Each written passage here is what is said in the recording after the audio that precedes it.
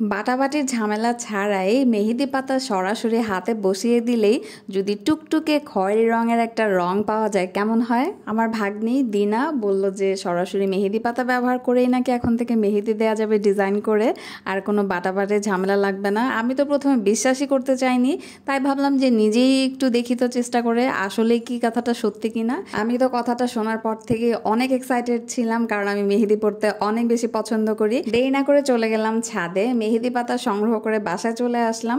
Move, Vicks বা x oil বা এই জাতীয় জিনিসগুলো প্রথমে হাতে ব্যবহার করে নিতে হবে। মানে যে জায়গাটাতে আমি ডিজাইনটা অ্যাপ্লাই করতে চাই সেই জায়গাটাতে একটু বেশি করে আমি এক্স অয়েলটা দিয়ে নিলাম। আমার কাছে এক্স অয়েল ছিল তাই আমি এটাই ব্যবহার করলাম। তারপরে আমি একটু একটু করে পাতাগুলো বসালাম ডিজাইন করে, মনের মতো করে একটা ডিজাইন দেওয়ার চেষ্টা করেছি।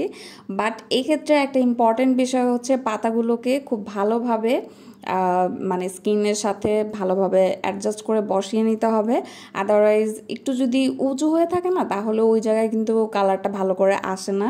তাই এই দিকটা আমার মনে হয় যে একটু ভালো করে খেয়াল রাখতে হবে। পাতাগুলো বসানোর সময় একদম চেপে চেপে বসাতে হবে, যাতে খুব সুন্দর করে স্কিনের সাথে একেবারে অ্যাডজাস্ট হয়ে যায়। মেহেদি পাতাগুলো যখন আমি অ্যাপ্লাই করছিলাম তখনও আমার কাছে মনে হচ্ছিল যে আসলে মানে আদৌ কোনো কালার হবে কি না সন্দেহ হচ্ছিল, খুব কনফিউজ ছিলাম। তারপরও ডিজাইনটা খুব ভালোভাবে শেষ করলাম দেয়া। তারপরে বড় ভাবির হাতেও অ্যাপ্লাই করে দিলাম, আসলে দেখার জন্য আদৌ কোনো কালার হয় কিনা। অনেকেই বলতে পারে যে খুব লিমিটেড কিছু ডিজাইন অ্যাপ্লাই করা যাবে, তো সেক্ষেত্রে আমি বলবো যে কেচি দিয়ে কেটে ডিজাইনে ভেরিয়েশন আনা যায়। তো যখনই মেহেদি পাতাগুলো শুকিয়ে গেল তখন দেখলাম যে অনেকটাই কালার বেরিয়ে এসেছে, and finally it's looking just wow. এত সুন্দর কালার, এই কালারটা আমার কাছে ভীষণ ভালো লাগে আর আমার দেখেই খুব ভালো লাগলো। আর অরিজিনাল মেহেদির কালার কিন্তু আসলে একেবারেই ডিফারেন্ট, অনেক বেশি সুন্দর।